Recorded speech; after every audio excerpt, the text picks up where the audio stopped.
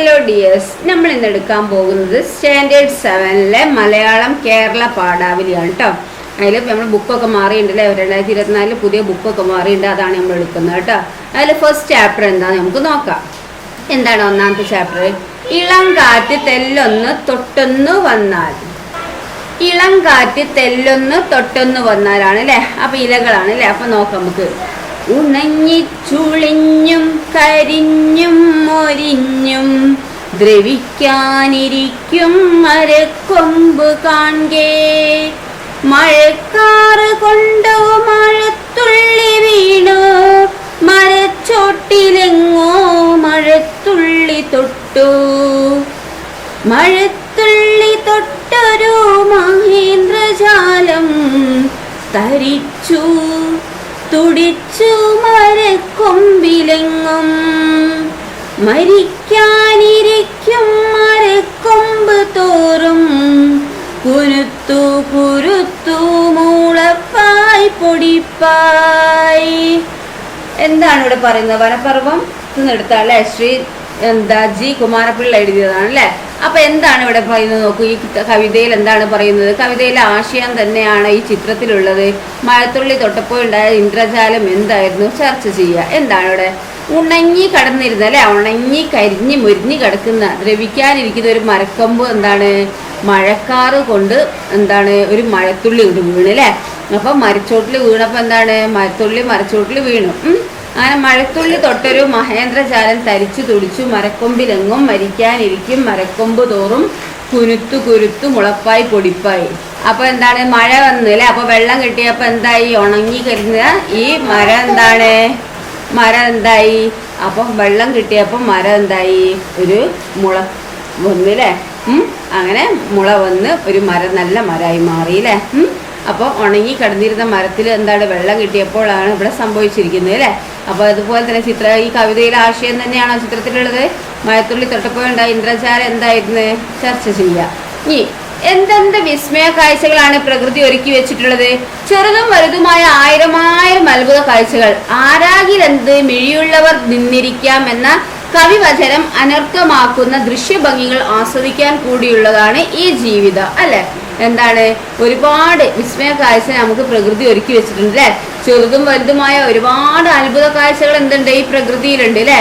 ആരാകിലെന്ത് മിഴിയുള്ളവർ നിന്നിരിക്കാം എന്ന കവിവചനം അനർത്ഥമാക്കുന്ന ദൃശ്യഭംഗികൾ ആസ്വദിക്കാൻ കൂടിയുള്ളതാണ് ഈ ജീവിതം അല്ലെ. ഭൂമിക്ക് വേണ്ടി ഒരു ലാവണ്യ ദൃശ്യോത്സവം. ഭൂമിക്ക് വേണ്ടി എന്താ ഒരു ലാവണ്യ ദൃശ്യോത്സവമാണ് അല്ലെ.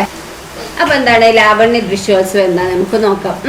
പ്രകൃതിയുടെ അതിസുന്ദരമായ ഒരു അത്ഭുതമാണ് എന്ത്? കുറിഞ്ഞിപ്പൂക്കൾ അല്ലെ. പ്രകൃതിയുടെ അതിസുന്ദരമായ ഒരു അത്ഭുതമാണ് എന്ത്? ഈ കുറിഞ്ഞിപ്പൂക്കൾ. നമ്മുടെ കിഴക്കൻ മലകളുടെ മടിത്തട്ടിൽ അവ 12 ഒരിക്കൽ പൂത്തുലയുന്നു. നമ്മുടെ കിഴക്കൻ മലകളുടെ മടിത്തട്ടിൽ എന്താണ് 12 വർഷത്തിലൊരിക്കലാണ് അത് എന്ത് പൂത്തുലയുന്നത് അല്ലെ. നീലക്കടൽ പോലെ നിറഞ്ഞുലാവി ആടിക്കളിച്ചു നിൽക്കുന്ന ആ മനോഹര ദൃശ്യം കാണാൻ നിങ്ങൾ ഒരിക്കൽ പോകണം. കണ്ട് കണ്ണും മനസ്സും കുളിർപ്പിക്കണം. ഇങ്ങനെ 12 വർഷത്തിൽ എടുക്കുന്ന ആ ഇത് കാണാന് എന്താണ് നീലക്കടൽ പോലെയാണ് അതിലെ പൂത്താല്. എന്താണ് ആടി കളിക്ക് ഈ എന്താണ് ഈ കാറ്റിനൊക്കെ അല്ലെ. ആ മനോഹര ദൃശ്യം കാണാൻ എന്താണ് നിങ്ങൾ ഒരിക്കലെങ്കിലും പോണല്ലേ. കണ്ട് കണ്ണും മനസ്സും ഒക്കെ എന്താക്കണം കുളിർപ്പിക്കണം. എത്ര വാഴ്ത്തിയാലും മതിയാവാത്തൊരു വിസ്മയ ദൃശ്യമാണത്.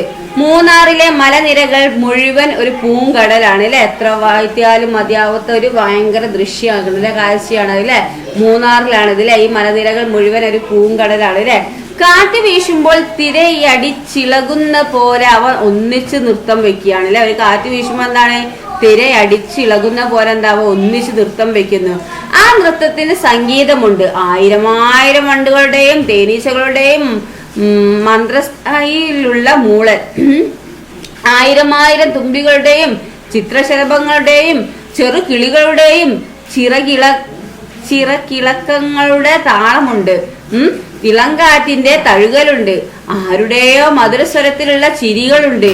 വനദേവതകളാവാം, ചെറു ചോലകളാവാം. നമ്മുടെ ചുറ്റും മനോജ്ഞവും വൈവിധ്യപൂർണവുമായ ഒരു ജൈവ ലോകം ഉത്സവം കൊണ്ടാടുകയാണ് അല്ലെ. കുറിഞ്ഞിത്തേൻ നുകർന്ന് ലഹരി പിടിച്ച വണ്ടുകൾ ആ ഇതളുകളിൽ തന്നെ ചേർന്നുറങ്ങുന്നത് കാണാം. അവയുടെ നീലക്കറുപ്പ് മെയ്യാകെ മഞ്ഞപ്പൂമ്പൊടി പൂശിയിരിക്കുന്നു. വായുവിലാകെ അനിർവചനീയമായൊരു പരിമളം നിറഞ്ഞുലാവുന്നു.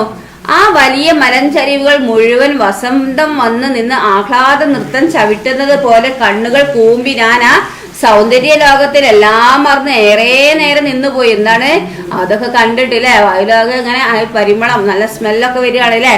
ആ വലിയ മലഞ്ചരിവുകൾ മുഴുവൻ വസന്തം വന്ന് നിന്ന് ആഹ്ലാദ നൃത്തം ചവിട്ടുന്ന പോലെയൊക്കെ തോന്നുകയാണ് അല്ലേ. കണ്ണുകൾ കൂമ്പി ഞാൻ ആ സൗന്ദര്യ ലോകത്തിൽ എല്ലാം മറന്ന് ഏറെ നേരം നിന്നുപോയി. ഒന്ന് ഓർത്തു നോക്കൂ, ഇങ്ങനെ ഒരു പുഷ്പോത്സവം കഴിഞ്ഞാൽ ആ പൂക്കളെല്ലാം മറഞ്ഞു പോകുന്നു, ചിറകുകളെല്ലാം പറന്നകലുന്നു, ചെടികളെല്ലാം അലങ്കാരങ്ങൾ ഊരി വെച്ച് ഒഴിഞ്ഞു ഉണങ്ങി നിൽക്കുകയാണ് അല്ലെ. നിൽക്കും. പിന്നെ ആ മലഞ്ചരിവുകൾ ശൂന്യമായി തീരുന്നു, എല്ലാം നിശ്ചലം നിശബ്ദം. പക്ഷെ നാം അറിയാത്തതിനാലാണ് ആ പൂക്കളെല്ലാം മണ്ണിൽ വിത്തെറിഞ്ഞു കഴിഞ്ഞു അല്ലേ. അപ്പൊ എന്താ നാം അറിയാത്ത എന്താണ്? ആ പൂക്കളൊക്കെ എന്താണ് മണ്ണിൽ വിത്തെറിഞ്ഞു കഴിഞ്ഞില്ലേ. മണ്ണിനടിയിൽ അവയെല്ലാം കാത്തു കിടക്കുന്നു. ഇനി ഒരു 12 കാലം കഴിയണം, അതുവരെ നീണ്ട തപസ്സിലാണ് ഈ കുറിങ്ങിച്ചെടികൾ. അപ്പൊ എന്താണ് ഈ പൂക്കളിൽ മണ്ണിൽ വിത്തെറിഞ്ഞ് കഴിഞ്ഞിട്ടുണ്ട് അല്ലെ. മണ്ണിനടിയിൽ എന്താണ് അവയൊക്കെ കാത്തു കിടക്കുകയാണ് അല്ലെ. ഇനി ഒരു 12 വർഷം കഴിയണം അവരൊക്കെ എന്താണ് കൊണ്ട് പുറത്തേക്ക് വരണം എന്നുണ്ടെങ്കിൽ അല്ലെ. അതുവരെ നീണ്ട തപസ്സിലാണ് എന്ത് ഈ കുറിങ്ങിച്ചെടികൾ.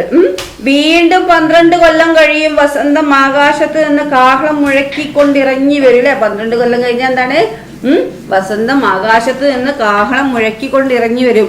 ആ വിളി കേൾക്കുമ്പോൾ വിത്തുകളെല്ലാം നെട്ടി ഉണർന്ന് പച്ചിച്ചു മിന്നുന്ന കൂപ്പ് കൈയോടെ പുറത്തേക്ക് ഇറങ്ങി ഉയർന്നു വരും. വീണ്ടും അവ ലക്ഷം ലക്ഷം മുട്ടുകൾ അണിയുകയായി, ലക്ഷം ലക്ഷം പുഷ്പങ്ങൾ വിരിഞ്ഞു തുടങ്ങുകയായി. പൂക്കൾ വിളിച്ചിട്ടോ ദൂരെ നിന്ന് ചിറകടികൾ കേട്ടു തുടങ്ങുകയായി. മലഞ്ചരിവുകളിൽ ഉത്സവത്തിന്റെ കേളിക്കൊട്ട് മുഴങ്ങുകയായി. നമ്മെ പോലുള്ളവർ അമ്പരന്ന് കണ്ടു നിൽക്കുന്നു. ആർക്ക് വേണ്ടിയാണ് ഈ ഒരുക്കങ്ങൾ? ഒന്നു മാത്രം എനിക്കറിയാം, എല്ലാം നശിപ്പിക്കുന്നവർക്ക് വേണ്ടിയല്ല, പ്രകൃതിയെ പൂജിക്കുന്നവർക്ക് വേണ്ടിയാണ് ഈ മനോഹാരിത. തീർച്ചയായും നമുക്ക് വേണ്ടിയല്ല, തേനീച്ചകൾക്ക് വേണ്ടി, ശലഭങ്ങൾക്കും വണ്ടുകൾക്കും തുമ്പികൾക്കും കണ്ണിൽ കാണാനാവാത്ത കോടിക്കണക്കിന് പ്രാണികൾക്ക് വേണ്ടി, ഭൂമി എന്ന അമ്മയ്ക്ക് വേണ്ടിയാണ് ഈ ലാവണ്യ ദൃശ്യോത്സവം. നിങ്ങൾ കുഞ്ഞുങ്ങൾക്ക് ആ കാഴ്ച കാണാൻ ഭാഗ്യമുണ്ടാവട്ടെ. മുൻമൊഴിയിൽ നിന്ന് സുഗതകുമാരി എഴുതിയതാണ് ഇത്. അപ്പൊ എന്താണ് മൂന്നാറിലാണ് ഈ കുറിങ്ങി പൂക്കൾ അല്ലെ ഉണ്ടാവുക. അപ്പൊ എന്താണ് ഇവിടെ പൂക്കൾ ഒരുപാട് 12 വർഷത്തിൽ ഒരിക്കലും പൂക്കുന്നതാണ് എന്ത് ഈ പൂക്കൾ അല്ലെ. അപ്പൊ എന്താണ് വായിക്കാം, കണ്ടെത്താം. മൂന്നാർ മലനിരകളിലെ പൂക്കളുടെ നൃത്തത്തിൽ എന്തെല്ലാമാണുള്ളത്? മൂന്നാർ മലനിരകളിലെ പൂക്കളുടെ നൃത്തത്തിൽ എന്തെല്ലാമാണുള്ളത് ഇപ്പൊ നമ്മൾ വായിച്ചു അല്ലെ. എഴുത്തുകാരി എല്ലാം മറന്നു നിന്നു പോയത് എന്തെല്ലാം കണ്ടിട്ടായിരുന്നു? ഇതെവിടെ വരില്ലേ? കുറിഞ്ഞിത്തെ നുകർന്ന് ലഹരി പിടിച്ച വണ്ടുകൾ ആ ഇതളുകളിൽ തന്നെ ചേർന്നുറങ്ങുന്നത് കാണാം. അവയുടെ നീലക്കറുപ്പ് മെയ്യാകെ മഞ്ഞ പൂമ്പൊടി പൂശിയിരിക്കുന്നു. വായുവിലാകെ അനിർവചനീയമായൊരു പരിമളം നിറഞ്ഞുലാവുന്നു. ആ വലിയ മലഞ്ചരിവുകൾ മുഴുവൻ വസന്തം വന്നു നിന്ന് ആഹ്ലാദ നൃത്തം ചവിട്ടുന്ന പോലെ കണ്ണുകൾ കൂമ്പി ഞാൻ ആ സൗന്ദര്യ ലോകത്തിൽ എല്ലാം മറന്ന് ഏറെ നേരം നിന്നുപോയി അല്ലെ.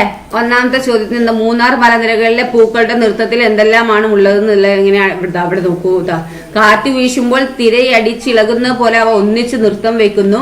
ആ നൃത്തത്തിന് സംഗീതമുണ്ട്. ആയിരമായിരം വണ്ടുകളുടെയും തേനീച്ചകളുടെയും മന്ത്രസ്ഥായിലുള്ള മൂളൽ, ആയിരമായിരം തുമ്പികളുടെയും ചിത്രശലഭങ്ങളുടെയും ചെറുകിളികളുടെയും ചിറക്കിളക്കങ്ങളുടെ താളമുണ്ട്. ഇളങ്കാറ്റിന്റെ തഴുകലുണ്ട്. ആരുടെയോ മധുരസ്വരത്തിലുള്ള ചിരികളുണ്ട്. പിന്നെന്താണ് അതൊക്കെയാണ് എന്ത് വരുന്നത് ഈ ഒന്നാമത്തെ ചോദ്യത്തിൽ അല്ലെ. നൃത്തത്തിൽ എന്തെല്ലാമാണ് ഉള്ളത് എന്നുള്ളത് ചോദിക്കുന്നതിന്റെ ഉത്തരം അല്ലെ. ഇനി കുറിഞ്ഞിച്ചെടികൾ നീണ്ട തപസ്സിലാണ് എന്ന് പറയാൻ കാരണം എന്താണ്? കുറിഞ്ഞിച്ചെടികൾ എന്താണ് 12 വർഷത്തിൽ ഒരിക്കലാണ് അല്ലെ. പക്ഷെ എന്താണ് ഇനി ഒരു 12 കാലം കഴിയണം, അതുവരെ നീണ്ട തപസ്സിലാണ് കുറിഞ്ഞിച്ചെടികൾ എന്ന് പറയാൻ കാരണം എന്താണ്? ഈ പൂക്കൾ ഇനി വിരിയണം എന്നുണ്ടെങ്കിൽ എന്താണ് 12 വർഷത്തിൽ ഒരിക്കലേ എന്താക്കുള്ളൂ ഈ കുറിഞ്ഞിച്ചെടി എന്താണ് വിരിയുള്ളൂ അല്ലെ. അതുകൊണ്ടാണ് ഈ മനോഹാരിത നമുക്ക് വേണ്ടിയല്ല, പിന്നെ ആർക്കൊക്കെ വേണ്ടിയാണ്? ഈ മനോഹാരിത അവിടെ അല്ലെ. തേനീച്ചകൾക്ക് വേണ്ടി, ശലഭങ്ങൾക്കും വണ്ടുകൾക്കും തുമ്പികൾക്കും കണ്ണിൽ കാണാനാവാത്ത കോടിക്കണക്കിന് പ്രാണികൾക്കും വേണ്ടി, ഭൂമി എന്ന അമ്മയ്ക്ക് വേണ്ടിയാണ് ഈ ലാവണ്യ ദൃശ്യോത്സവം അല്ലെ. അതാണ് ഇവിടെ പറയുന്നത് അല്ലെ. ഇനി എന്താണ് ചർച്ച ചെയ്യാം, എഴുതാം. ആ മനോഹര ദൃശ്യം കാണാൻ നിങ്ങൾ ഒരിക്കൽ പോകണം. എന്തെല്ലാം കാഴ്ചകളാണ് നിങ്ങൾ അവിടെ കാണാൻ ആഗ്രഹിക്കുന്നത് എന്നുള്ളത് നിങ്ങൾ ചർച്ച ചെയ്ത് കേട്ടോ.